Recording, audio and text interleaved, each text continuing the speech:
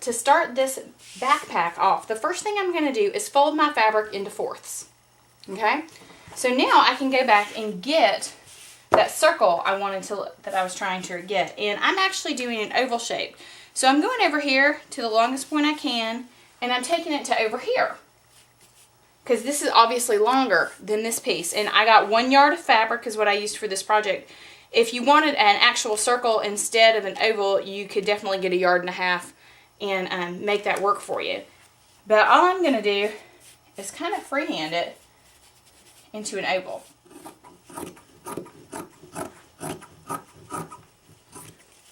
And there you can see we have our play blanket. Now what I'm going to do is lay out my green the same way, and I'm going to actually lay this on top of my green and cut it out because I want to make sure it's the exact same piece when I sew them together.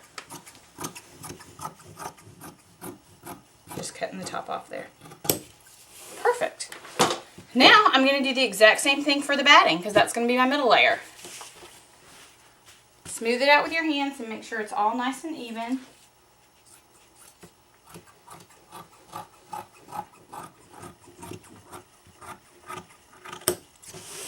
Alright, now for the purpose of sewing this together, I really want the batting about 1/2 inch smaller than the outside pieces. So I'm going to open this up, and this is the iron-on batting, which I absolutely adore. Just takes one more step out of it, and I'm going to lay this right on top of it.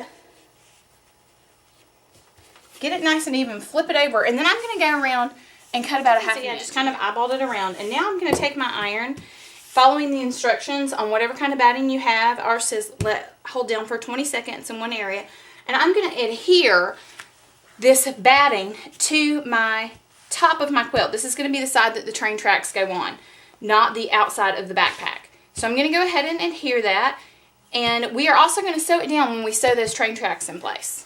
One more time, I'm going to lay down the felt now that I intend to use for the train tracks, and I'm going to cut that out following the shape that we're using for the backpack. Find the center of that brown piece, because this is going to be my train tracks. This is where I'm going to come up with my concept for the train tracks.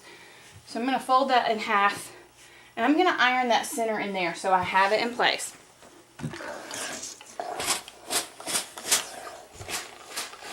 I'm actually going to fold it this way too, so I have an exact center point, because that's where I want my little train house to come. Okay, so now when I open it up, I know where to put my little house. And my house has been cut out. It's not been painted or designed yet, so we are still going to use it for placement. And I'm going to set it down, and then all I'm going to do is grab some chalk and a couple train tracks. And these are just out of my kids' train set. And what I'm going to do is come up with a design for the tracks. And all I'm going to do that is simply by tracing that train track.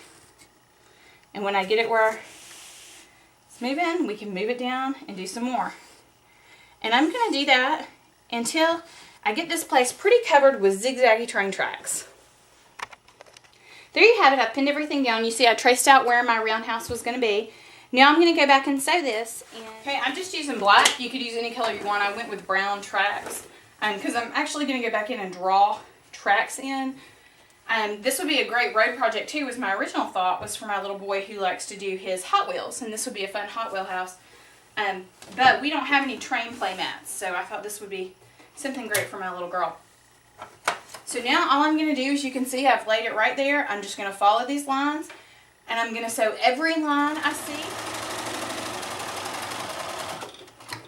Okay, I did the outside circle first, and now I'm just going to move into the next one. Now that I've got this sewn down, what I'm going to do is go back and cut around this, leaving a little bit of an overhang, 1/8 to 1/4 of an inch, as close as you can get there. And you can start to see the green come through. And in the middle, I'm going to pull, making sure I've got the green and the padding pulled down away from my felt. And I'm just going to do a little hole, and then I'm going to stick my scissors in there and cut to the edge. And we're going to start seeing we're going to start seeing our train tracks appear before us.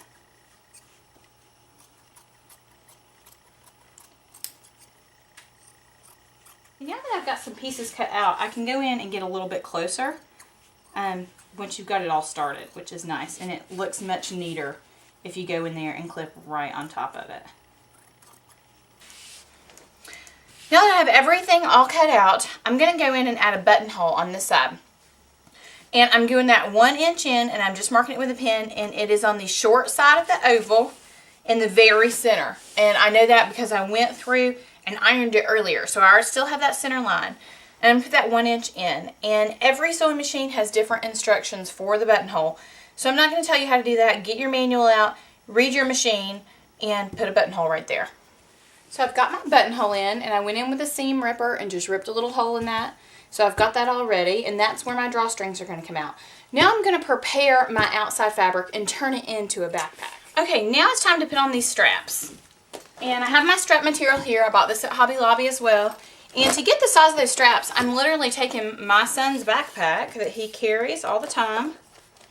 And I'm just going to measure them and see how long I need that strap. And I'm going to add 1 inch to the straps at the bottom. This is 48. So I'm going to go 50. I'm going to add 1 inch for either side. So I'm going to add 2 inches to the bottom of that. And I've already cut that for you guys. So now what I'm going to do is lay this out nice and neat so it's not twisted on my bag. And I'm going to fold the bottom over 1 inch, that inch that we measured, and it's 3 inches on each side of my center line that we ironed in earlier. Okay? And all I'm going to do is pin those down. Now when I sew this, I'm actually going to sew a square, a 1 inch square, to hold that nice and firm in place. I'm going to do that on both sides. Now on the top, I want a little loop so I can hang it up, because in our house we love to hang things on coat hangers. And I want to make sure that I pull this down so they have some room to get it on their back, that it's not even with the actual bag. And I want to also make sure that I take it down 2 inches, okay?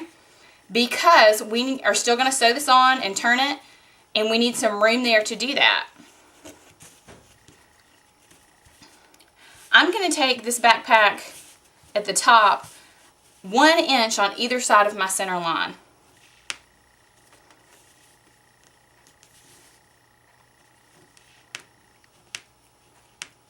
Making sure your backpack straps are even. Now we're ready to sew. I'm going to do a square here and a square down here. I have it all set up, and all I'm going to do is take a few steps forward, 1, 2, 3, do reverse 1, 2, 3, and I'm going to sew all the way across till I reach the edge of the thing. I'm going to roll my needle down, pick it up, and turn. Going to do the same thing, down about 1 inch, pick my needle up, turn. Down about 1 inch, or across till over to the other side, needle down, turn, and all the way up, where I'm going to backstitch again. And I'm going to do that on all 4 of the squares. Okay, hopefully you can see those little squares right there that I've sewn in. And here are these at the bottom. Okay, now what we're going to do is lay this down with the right side up. We're going to fold this down to make sure we don't catch it. And I'm going to take our train now, train tracks, and lay them right on top, face up. And I'm going to go around this circle and pin the whole thing together. Okay, as you can see, I took the time. I pinned this all the way around, every 2 or so inches. I know that a lot of you think that this is a waste of time, but I promise you, you're going to end up with a better product if you will take the time to pin it down. You're working with the bias. This is going to be stretchy. The best thing you can do is pin it. And I've taken one pin out, and I've turned it sideways. And this is going to remind me that I want to leave an opening here, because what we're going to do is reach in and pull all that out. So I want an opening right here just to remind me to do that. Okay, as you can see, I've sewn all the way around back to the circle, and this is where my pin was. So now all I'm going to do is reach my hand in there, and I'm going to go to the farthest corner, gathering all this up, and I'm going to start pulling it through that hole. And this may be a little time consuming. It may take a little work, but maybe 2 or 3 minutes, and you're going to see your product. I pinned where that opening was.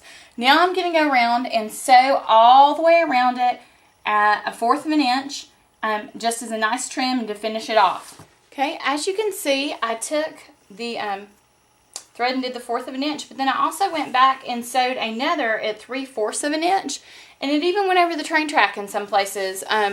But I did it all the way around, and that's my casing for my rope that I'm going to put through here to gather it together.